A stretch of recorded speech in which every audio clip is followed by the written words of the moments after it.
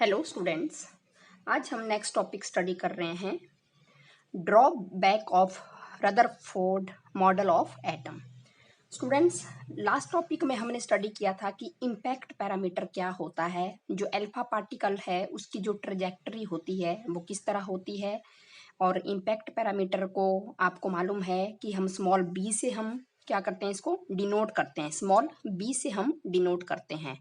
तो हमने जब भी कोई alpha particle toward the centre of the nucleus अगर क्या कर रहा है, ट्रेवल कर रहा है toward the centre of the nucleus, ये हमारे पास न्यूक्लियस है और इसके सेंटर की तरफ भी अल्फा पार्टिकल अगर मूव कर रहा है तो उस केस में इम्पैक्ट पैरामीटर की वैल्यू कितनी आई थी, 0 आई थी। तो इम्पैक्ट पैरामीटर की वैल्यू जब 0 आती है तो उस केस में जो थीटा की वैल्यू होती है स्टूडेंट्स वो 180 डिग्री आती है। तो जो आप बता सकते हैं यहाँ पर स्टूडेंट्स कि जो एंगल ऑफ डिफ्लेक्शन होता है वो 180 डिग्री होता है जब हमारा जो अल्फा पार्टिकल है डायरेक्टली किस तरफ मूव कर रहा है, toward the centre of the nucleus. तो वहां पर इम्पैक्ट पैरामीटर की वैल्यू क्या हो गई थी, 0 हो गई थी। तो ये सब कुछ हमने स्टडी किया था, ठीक है, ये लास्ट टॉपिक में हमने स्टडी किया था। और उसके बाद हमने डिस्टेंस ऑफ क्लोजेस्ट अप्रोच के बारे में स्टडी किया था। तो ये सब कुछ चीजें आपको क्लियर हो गई हैं। और रदरफोर्ड एक्सपेरिमेंट में हमने पहले ही कुछ ऑब्जर्वेशन हमने स्टडी कर ली थी कि जो अल्फा पार्टिकल्स थे वो बिल्कुल अनडिफ्लेक्ट रह रहे थे। गोल्ड फॉइल से जब हम पास करवा रहे थे तो वो अनडिफ्लेक्ट रह रहे थे, कोई डिफ्लेक्शन वो शो नहीं कर रहे थे। और कुछ ऐसे अल्फा पार्टिकल थे जो स्मॉल एंगल से डिफ्लेक्ट हो रहे थे और कुछ ऐसे थे जो लार्ज एंगल से क्या हो रहे थे, डिफ्लेक्ट हो रहे थे। और उनमें से कुछ अल्फा पार्टिकल ऐसे भी थे जो जिस पाथ से आगे जा रहे थे उसी ही पाथ से वो रिटर्न भी हो जा रहे थे। रिटर्न तो theta is equal to 180 degree. तो रदरफोर्ड ने हमें यही बताया था कि जो एटम होता है, एटम कैसा होता है, एटम एक न्यूट्रल होता है और जो न्यूक्लियस होता है वो पॉजिटिव चार्ज होता है। न्यूक्लियस पर कैसा चार्ज होता है, पॉजिटिव चार्ज होता है। एक न्यू टर्म यहाँ पर रदरफोर्ड ने उस हैवी पॉजिटिवली चार्ज रीजन को क्या नाम दिया था, nucleus. Positive heavily charge region को क्या नाम दिया था, न्यूक्लियस नाम दिया था। साथ में रदरफोर्ड ने ये भी बताया था कि जो इलेक्ट्रॉन्स हैं, इलेक्ट्रॉन कहाँ पर हैं, electron revolve around the nucleus. Electron are revolving around the nucleus. कि जो एटम है वो पूरी तरह से इलेक्ट्रिकली कैसा है, न्यूट्रल है। कि जितने नंबर ऑफ इलेक्ट्रॉन यहाँ पर क्या करेंगे, रिवॉल्व करेंगे, उसकी वैल्यू इक्वल होगी किसके, number of positive charge in the nucleus. तो जो एटम होगा वो इलेक्ट्रिकली कैसा होगा, न्यूट्रल होगा। अगर 2 इलेक्ट्रॉन रिवॉल्व कर रहे हैं तो 2 ही प्रोटॉन है न्यूक्लियस में। ठीक है स्टूडेंट्स, तो ये आपको मालूम होना चाहिए। तो जो एटम है वो कैसा होता है, इलेक्ट्रिकली न्यूट्रल है। लेकिन तब भी कुछ ना कुछ ड्रॉबैक्स तो रदरफोर्ड मॉडल ऑफ एटम में रह गए थे। एक ड्रॉबैक ये था कि ये स्टेबिलिटी के बारे में एक्सप्लेन नहीं कर पाया कि जो एटम की जो स्टेबिलिटी है वो क्यों है, उसके बारे में एक्सप्लेन नहीं कर पाया। तो स्टूडेंट्स हम ये बता सकते हैं कि अकॉर्डिंग टू रदरफोर्ड जो इलेक्ट्रॉन है वो revolve around the nucleus in circular orbit. ठीक है, इलेक्ट्रॉन कहाँ पर रिवॉल्व कर रहे हैं, around the nucleus in circular orbit. तो अब आपको मालूम है अगर कोई भी पार्टिकल अगर सर्कुलर पाथ में अगर मूव करता है तो वो किस एक्सेलरेशन के साथ वो मूव करता है, सेंट्रीपिटल एक्सेलरेशन वहां पर प्रोड्यूस होती है जब कोई पार्टिकल सर्कुलर पाथ में क्या करता है, मूव करता है। तो उस सेंट्रीपिटल एक्सेलरेशन की वैल्यू ये होती है। ठीक है, सेंट्रीपिटल एक्सेलरेशन की वैल्यू हमारे पास ये रहती है। जब सेंट्रीपिटल एक्सेलरेशन की वैल्यू ये है a c is equal to v square upon r, तो इसका मतलब ये हुआ स्टूडेंट्स कि the electron revolving around the nucleus are accelerated toward the nucleus of the atom. और अकॉर्डिंग टू जो क्लासिकल फिजिक्स में हमने क्या स्टडी किया है कि अगर कोई भी चार्ज जो पार्टिकल है जब वो एक्सेलरेट हो या रिटार्ड हो, ठीक है, या तो एक्सेलरेट होगा या तो रिटार्ड होगा, तो वो एनर्जी क्या करता है, लूज करता है, एनर्जी को रेडिएट करता है in the form of electromagnetic radiations के फॉर्म में एनर्जी को क्या करता है, वो लूज करता है। तो जो इलेक्ट्रॉन है वो रिवॉल्व जब कर रहा है अराउंड द न्यूक्लियस कंटिन्यूसली, वो एनर्जी को क्या कर रहा है, वो लूज कर रहा है, इसका मतलब यही हुआ। तो ये हमारा न्यूक्लियस है, ये न्यूक्लियस है। अब जो इलेक्ट्रॉन है वो रिवॉल्व करता जा रहा है, एक्सिलरेट होता जा रहा है टुवर्ड द न्यूक्लियस। तो एक स्टेज स्टूडेंट्स ऐसी आएगी कि ये जो इलेक्ट्रॉन है ये कहाँ पर फॉल हो जाएगा, न्यूक्लियस पर फॉल हो जाएगा। तो ये कहाँ पर फॉल हो जाएगा, ये यहाँ न्यूक्लियस पर फॉल हो जाएगा। लेकिन ये हमें मालूम है कि जैसे ही रेडियस क्या होगा, इलेक्ट्रॉन की डिक्रीज होती जाएगी, तो अल्टीमेटली एक स्टेज ऐसी आएगी कि जो इलेक्ट्रॉन है वो कहाँ पर फॉल हो जाएगा, न्यूक्लियस पर। जो इलेक्ट्रॉन है जब ये एक्सिलरेट हो रहा है, तो जो इलेक्ट्रॉन है वो जो रिवॉल्व कर रहा है अराउंड द न्यूक्लियस, ये एक्सिलरेट होगा toward the nucleus of the atom. और उस केस में ये जो इलेक्ट्रॉन है जब ये रिवॉल्व कर रहा है तो कंटिन्यूसली ये अपनी एनर्जी भी क्या कर रहा है, लूज कर रहा है। और इसका मतलब ये हुआ कि जो इलेक्ट्रॉन की जो रेडियस होगी वो धीरे धीरे डिक्रीज होगी और अल्टीमेटली जो इलेक्ट्रॉन है वो कहाँ पर फॉल कर जाएगा, न्यूक्लियस में। लेकिन आपको पता है अगर इलेक्ट्रॉन न्यूक्लियस के ऊपर फॉल हो जाएगा तो इसका मतलब ये है कि कोई भी एटम एग्जिस्ट नहीं करेगा। लेकिन ये तो कभी हो, ऐसा तो कभी होता ही नहीं है कि न्यूक्लियस जो इलेक्ट्रॉन है वो कहाँ पर गिर गया, न्यूक्लियस पर गिर गया। जो इलेक्ट्रॉन है वो तो हमेशा रिवॉल्व करेगा around the nucleus without falling into it, ठीक है, विदाउट फॉलिंग इनटू इट। तो रदरफोर्ड ये इसके बारे में एक्सप्लेन ही नहीं कर पाया कि ये जो स्टेबिलिटी है एटम की वो किस तरह है। तो यहाँ पर जो रदरफोर्ड मॉडल है, it was fail to explain the stability of the atom. और नेक्स्ट पॉइंट था स्टूडेंट्स कि जो अकॉर्डिंग टू जो Rutherford, electron revolve around the nucleus in circular orbit, ठीक है। तो जो एटम होगा वो कंटिन्यूसली एक तरह से एनर्जी स्पेक्ट्रम क्या कर रहा है, एमिट कर रहा है। लेकिन जब हाइड्रोजन एटम की बारे में हम स्टडी करते हैं तो हाइड्रोजन एटम एक तरह से लाइन स्पेक्ट्रम शो करता है, लाइन स्पेक्ट्रम। तो ये कंटिन्यू स्पेक्ट्रम क्यों नहीं बनाता है, लाइन स्पेक्ट्रम क्यों बना रहा है, तो इसके बारे में रदरफोर्ड मॉडल एक्सप्लेन नहीं कर पाया, लाइन स्पेक्ट्रम के बारे में एक्सप्लेन नहीं कर पाया। तो रदरफोर्ड मॉडल, ठीक है, कि जो एटम होते हैं उनके स्पेक्ट्रम्स के बारे में भी एक्सप्लेन नहीं कर पाया। तो ये कुछ इसके फेलियर रहे हैं रदरफोर्ड मॉडल ऑफ एटम के। नेक्स्ट है students atomic spectra. Atomic spectra students क्या होता है, बहुत इजी टॉपिक है एटॉमिक स्पेक्ट्रा। स्टूडेंट्स हर एक एलिमेंट रेडिएशन एमिट करता है जब एक्साइटेड स्टेट में जाता है। Each element emit radiation when excited. Each element emit radiation. Each element emit radiation when excited. जब ग्राउंड टू एक्साइटेड स्टेट में एलिमेंट जाएंगे तो हर एक एलिमेंट रेडिएशंस क्या करता है, एमिट करता है। तो ये जो रेडिएशन जो एमिट कर रहे हैं एक्साइटेड एलिमेंट, तो एक तरह से स्पेक्ट्रम वहां पर प्रोड्यूस कर होता है। समझ में आ रहा है आपको, ठीक है। जो एक्साइटेड जो एलिमेंट हैं वो रेडिएशंस क्या करते हैं, एमिट करते हैं, तो एक तरह से एक स्पेक्ट्रम प्रोड्यूस होता है। तो उसी को ही हम स्पेक्ट्रम ऑफ द एलिमेंट हम स्टडी करते हैं।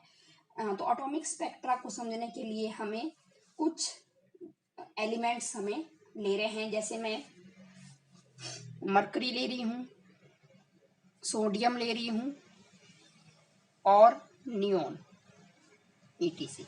तो ये कुछ एलिमेंट ले रहे हैं, इनकी गैस फॉर्म या और वेपर फॉर्म हम लेंगे। तो हम क्या करेंगे स्टूडेंट्स, एक डिस्चार्ज ट्यूब लेंगे, discharge tube.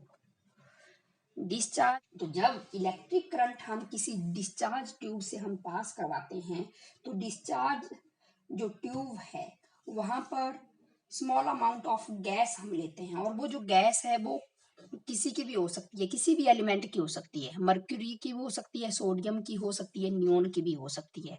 Discharge tube, discharge tube ले रहे हैं हम डिस्चार्ज ट्यूब में से हम इलेक्ट्रिक करंट क्या करेंगे, पास करेंगे, और ये जो एलिमेंट है इनका गैसेस फॉर्म या वेपर फॉर्म हम लेंगे उस डिस्चार्ज ट्यूब के अंदर। तो जो ग्राउंड स्टेट से जो पार्टिकल्स होंगे, जो इलेक्ट्रॉन्स होंगे, वो एक्साइटेड स्टेट में जाएंगे और लाइट क्या करेंगे, एमिट करेंगे। ठीक है, लाइट क्या करेंगे, एमिट करेंगे। अब जो लाइट जो एमिट होगी, इस लाइट को हमने प्रिज्म से पास करवाना है। जब लाइट एमिट होगी तो इस लाइट को हमने क्या करना है, प्रिज्म से हमने पास करवाना है। तो हमें डिफरेंट टाइप्स की स्पेक्ट्रल लाइंस दिखेंगी, डिफरेंट टाइप्स की जो स्पेक्ट्रम जो लाइंस होंगी, डिफरेंट टाइप्स की वेवलेंथ की हमें ऑब्टेन्ड होगी स्क्रीन पर। जैसे फॉर एग्जांपल के लिए अगर हम मर्क्यूरी वेपर हम लेते हैं डिस्चार्ज ट्यूब में, मर्क्यूरी वेपर्स, मर्क्यूरी वेपर हम ले रहे हैं, ठीक है, तो इस केस में जो स्पेक्ट्रम हमें ऑब्टेन्ड होगा वो किस तरह की लाइंस शो करेगा, वो blue lines, blue lines show होंगी। ठीक है, और सिमिलरली अगर हम सोडियम लेते हैं तो सोडियम के केस में जो स्पेक्ट्रम ऑब्टेन्ड होगा वो येलो लाइन, येलो लाइंस हमें दिखेंगी, और जो वेवलेंथ होगी वो 590 नैनोमीटर।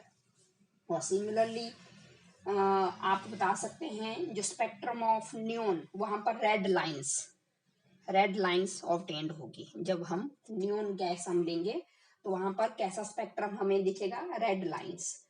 तो this red lines responsible for the red colour of the neon bulb. तो ये हमारे पास डिफरेंट टाइप्स के स्पेक्ट्रम यहाँ पर ऑब्टेन्ड हो रहे हैं।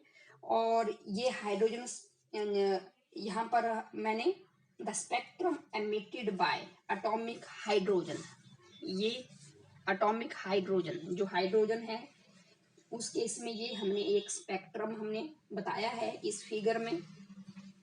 तो इस तरह के स्पेक्ट्रम को ही हम बोलते हैं line emission spectrum, line emission spectrum. तो लाइन एमिशन स्पेक्ट्रम क्या होता है, एक ऐसा स्पेक्ट्रम होता है जो डिफरेंट टाइप्स की जो वेवलेंथ को क्या करेगा, एमिट करेगा। ठीक है, डिफरेंट टाइप्स की जो वेवलेंथ होगी वो एमिट होंगी, किसके द्वारा, वो एटॉमिक गैस जो आपने लिया है, मर्क्यूरी लिया है, सोडियम लिया है, या तो नियोन लिया है, ठीक है, emitted by the atomic gas or vapor which is excited, जब एक्साइटेड स्टेट में जाएंगे, और एक्साइटेड स्टेट में कैसे जाएंगे, जब हम डिस्चार्ज ट्यूब में से हम इलेक्ट्रिक करंट हम क्या करेंगे, पास करेंगे। तो ये डिफरेंट टाइप्स की लाइन स्पेक्ट्रम ऑब्टेन्ड हो रही हैं, जैसे Lyman series, बामर series and Paschen series. ये आपने एटॉमिक स्पेक्ट्रा के बारे में आपने केमिस्ट्री में भी आपने स्टडी किया हुआ है, तो इसको आप बता सकते हैं। तो स्टूडेंट्स, आप each element emit light when excited, जब भी कोई भी एलिमेंट एक्साइटेड स्टेट में जाएगा, ग्राउंड टू एक्साइटेड, तो वो लाइट क्या करेगा, एमिट करेगा, लाइट एमिट करेगा। तो एक तरह से स्पेक्ट्रम यहाँ पर प्रोड्यूस होगा जब लाइट एमिट कौन करेगा, एक्साइटेड एलिमेंट जब लाइट एमिट करेगा तो एक तरह से स्पेक्ट्रम हमें ऑब्टेन्ड होगा, लेकिन डिफरेंट टाइप्स की वेवलेंथ। तो हमने ये भी बताया कि इसके लिए हमने डिस्चार्ज ट्यूब लिया था, और डिस्चार्ज ट्यूब में हमने स्मॉल अमाउंट ऑफ गैस लेंगे या तो वेपर लेंगे, किसके, जैसे आप मर्क्यूरी वेपर ले सकते हैं, सोडियम ले सकते हैं, या नियोन ले सकते हैं, या तो कोई अदर एलिमेंट आप ले सकते हैं। तो जैसे ही हम इलेक्ट्रिक करंट हम पास करवाएंगे डिस्चार्ज ट्यूब में से, तो जो पार्टिकल हैं हमारे वो एक्साइटेड स्टेट में जाएंगे, और एक्साइटेड स्टेट में जब जाएंगे तो वो लाइट क्या करेंगे, एमिट करेंगे। जब इस लाइट को हमने प्रिज्म से पास करवाएंगे, तो अगर हमने मर्क्यूरी वेपर हमने लिया है तो उस केस में जो स्पेक्ट्रम जो लाइंस का शो होगा उसका जो कलर होगा वो डीप ब्लू होगा और उसकी जो वेवलेंथ होगी स्ट्रॉन्ग ब्लू होगा। उसकी जो वेवलेंथ होगी वो 436 नैनोमीटर होगी। अगर सोडियम का वेपर लेंगे हम डिस्चार्ज ट्यूब में, तो उस केस में जो लाइन्स ऑब्टेन्ड होने वाली है तो वो कैसी होंगी, येलो लाइन्स हमें शो होंगी। अगर हमने नियोन गैस ली है तो रेड लाइट हमें शो होगी। स्पेक्ट्रम कैसा दिखेगा, रेड लाइट वाला। तो इस तरह के स्पेक्ट्रम को ही हम क्या बोलते हैं, लाइन स्पेक्ट्रम। तो नेक्स्ट टॉपिक है स्टूडेंट्स एब्जॉर्प्शन लाइन स्पेक्ट्रम। कि एब्जॉर्प्शन लाइन स्पेक्ट्रम क्या होता है। तो यहाँ पर मैं आपको बता सकती हूँ स्टूडेंट्स, जैसे ये कोई व्हाइट लाइट है, यहाँ पर आप ये हम ले रहे हैं, ये व्हाइट लाइट है।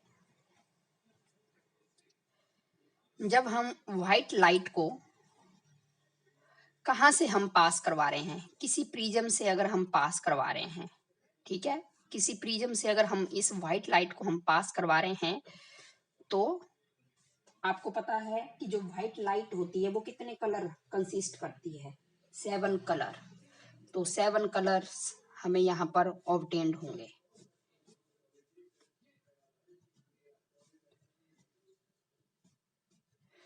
तो ये 7 कलर्स हमें दिख रहे हैं और जो वेवलेंथ होगी इन 7 कलर की, उसकी जो रेंज होगी, range of 7 colour 400 nanometre to 760 nanometre.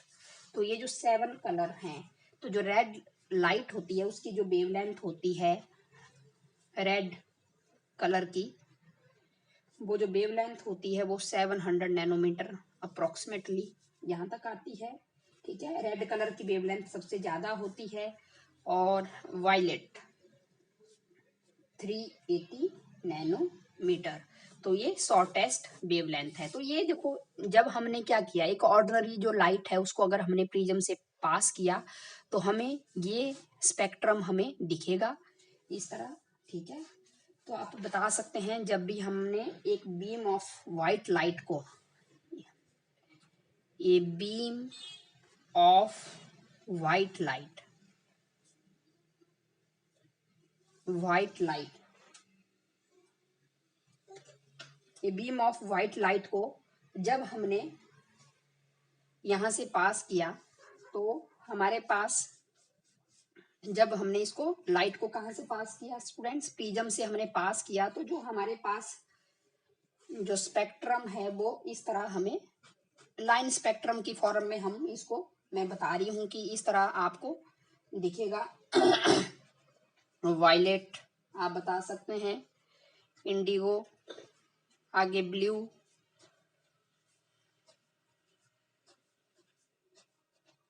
इस तरह आप बता सकते हैं। लाइन की फॉर्म में इसको मैं बता रही हूँ। तो ये एक तरह से आपको पता है ये हमारे पास एक स्पेक्ट्रम हमें ऑब्टेन्ड हो रहा है। लेकिन अगर इसी ही केस में ऑब्जॉर्प्शन लाइन स्पेक्ट्रम नाम से ही पता लग रहा है कि जब हम क्या करेंगे, इस व्हाइट लाइट को अगर हम किसी गैस और वेपर से हम पास करवाएं तो उस केस में जो स्पेक्ट्रम ऑब्टेन्ड होगा, जो ट्रांसमिटेड जो लाइट ऑब्टेन्ड होगी, वो कुछ ब्राइट लाइन भी होंगी स्पेक्ट्रम में, कुछ ब्राइट लाइंस भी होंगी और कुछ डार्क भी होंगी, डार्क लाइन ये ऑब्टेन्ड होगा। जब हम व्हाइट लाइट को कहां से पास करवा रहे हैं, जब व्हाइट लाइट को कहां से हम पास करवाएंगे, गैस और वेपर, गैस, उसके आगे हम गैस ले लेंगे या तो वेपर ले लेंगे, तो जो स्पेक्ट्रम जो ऑब्टेन्ड होगा, जो ट्रांसमिटेड जो लाइट होगी, वो कुछ डार्क लाइंस भी कंसिस्ट करेंगी और कुछ ब्राइट लाइंस भी क्या करेंगी, वो कंसिस्ट करेंगी। तो इस तरह के स्पेक्ट्रम को हम एब्जॉर्प्शन लाइन स्पेक्ट्रम हम कहते हैं। ठीक है, जैसे अगर हम व्हाइट लाइट को सोडियम वेपर से हम पास करवाते हैं, ये बीम ऑफ व्हाइट लाइट, ये बीम ऑफ व्हाइट लाइट,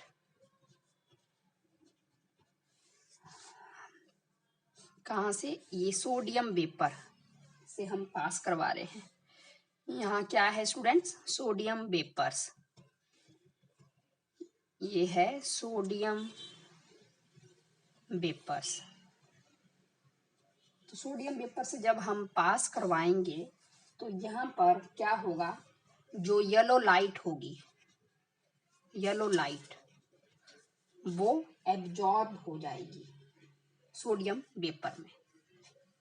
तो जो मिलने वाला जो स्पेक्ट्रम जो होगा हमारे पास, ठीक है, मैं आपको ऐसे बता सकती हूँ, विब ग्योर, GYO और R। तो यहाँ पर आपको बिल्कुल डार्क लाइंस यहाँ पर दिखेंगे येलो के केस में। येलो लाइट हमें नहीं दिखेगी। तो येलो लाइट वाली जो वेवलेंथ होगी वो मिसिंग रहेगी। और लाइंस हमें दिखेंगी यहाँ पर। वायलेट दिखेगा, इंडिगो दिखेगा, ब्लू लाइट दिखेगी,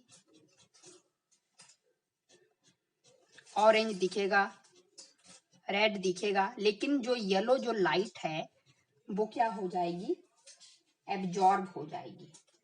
तो यहाँ पर आपने बताना है कि जब हम व्हाइट लाइट को हम सोडियम वेपर से हम पास करवाते हैं तो जो येलो जो लाइट है वो सोडियम वेपर उसको क्या कर देगा? एब्जॉर्ब कर देगा। और जो येलो जो लाइट है उसकी जो वेवलेंथ रहेगी, येलो लाइट जो वेवलेंथ रहती है वो 590 टू 596 रहेगी, 596 नैनोमीटर। तो ये कहाँ पर एब्जॉर्ब हो जाएगा? ठीक है, सोडियम वेपर से उसको क्या कर देंगे? और एब्जॉर्ब कर देंगे। जो ट्रांसमिटेड जो लाइट होगी उसकी जो वेवलेंथ है, ठीक है, यहाँ से लेकर यहाँ तक 400 नैनोमीटर टू लेकर 760 नैनोमीटर, इसमें जो लाइट्स होंगी वो हमें दिख रही हैं। वायलेट दिख रही है, इंडिगो दिख रही है, ब्लू दिख रही है, ऑरेंज दिख रही है, रेड दिख रही है। ये लाइट्स हमें दिख रही हैं इसकी वेवलेंथ के बीच में। जब हम वेपर से हम क्या कर रहे हैं? ट्रांसफर कर रहे हैं व्हाइट लाइट को सोडियम वेपर से। लेकिन 596 और 590 नैनोमीटर जो वेवलेंथ होगी लाइट की, जो येलो लाइट होगी, वो एब्जॉर्ब हो जाएगी। तो ये हमने यहाँ पर इसको डिस्कस हमने करना है। Okay students.